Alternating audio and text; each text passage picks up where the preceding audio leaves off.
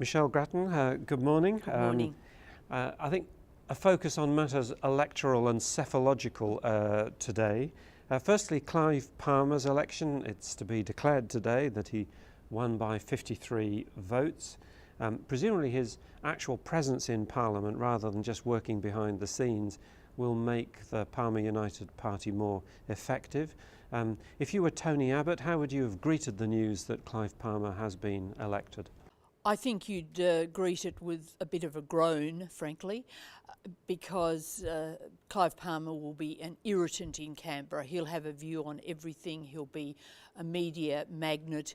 He will be asked about his opinion on every bit of legislation, on every passing controversy.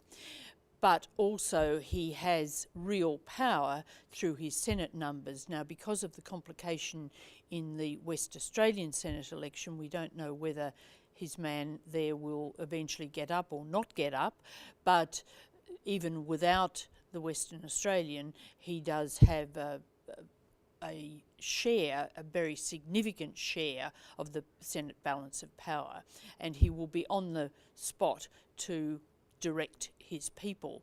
Now, whether in the end that will end in tears, they'll revolt against the Palmer presence, who knows? It's possible, because I think working with Clive Palmer could be rather a testing proposition.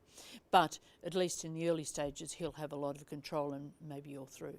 So you mentioned Western Australia.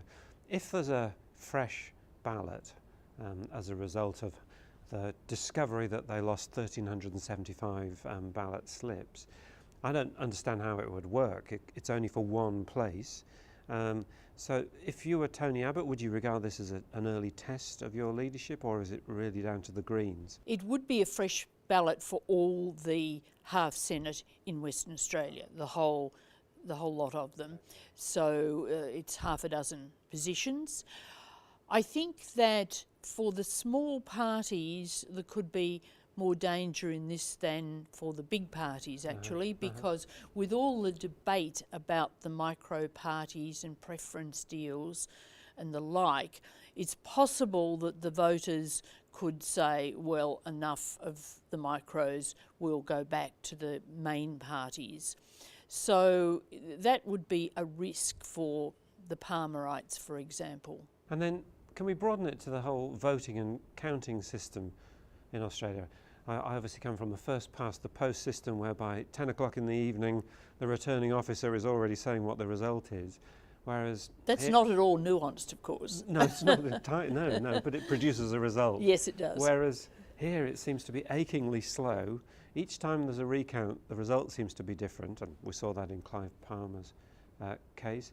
There are some concerns about the actual results that it produces, and now they lose the ballot papers. Is it time for a thorough review of how Australia votes and counts? Well, I guess the first thing is, I don't think there should be mass panic about the faults in the system, and I think that they are of a different kind.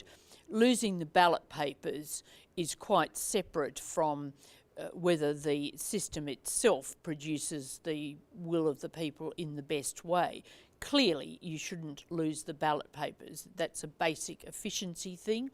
I don't think that it suggests that there's anything corrupt or wrong about how the Electoral Commission does its work, but there has been certainly carelessness in this case, and that can't be excused, and that should be put to one side and dealt with as an efficiency matter, competence matter.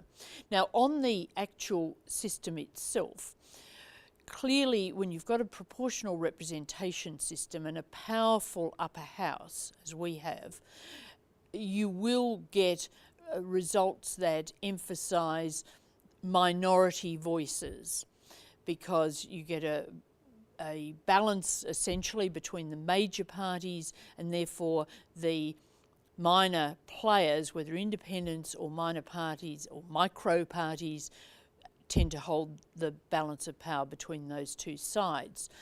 Proponents of that system would say if the Senate is a house of review, it acts as a check on the the will of the government being completely untrammelled, and that's a good thing.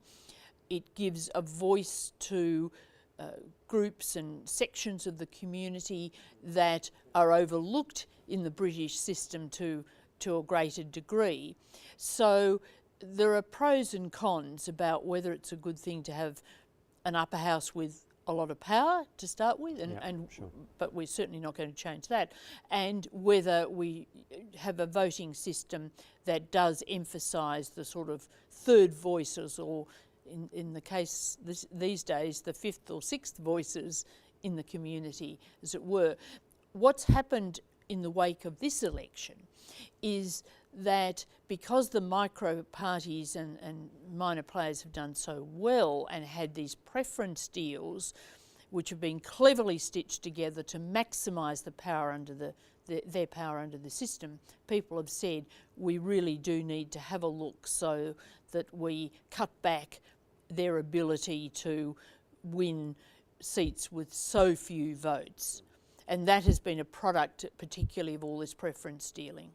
And finally, Michelle Grattan, in this country, when there's a Senate vacancy, there isn't a by-election, but it's replaced by the party that held the position, and we're just seeing this with Senator Bob Carr at the moment. They've chosen Deb O'Neill, subject to an appointment by the New South Wales Parliament. Which is just a formality. A formality. So is this just factional politics at work as usual, or is there any significance in the choice of Deb O'Neill? The short answer is yes, it's factional politics. Now, they can dress it up as it would be a good thing to have a woman and all sorts of other rationalisations, but basically this is just the choice of the New South Wales right. It reflects too the influence of the Shoppies Union, which is a right-wing union, and I think it reinforces the point that for all the talk of rank and file power and democracy extending within the Labor Party that we've heard since the election, that the factions are very much still in the game. They're adapting to any changes that there's been, and they're saying we're still going to play the politics, get our will, and we often are able to do that. Oh, well, one day I'll understand it all, but in the meantime, many thanks, Michelle Grattan. Thanks a lot.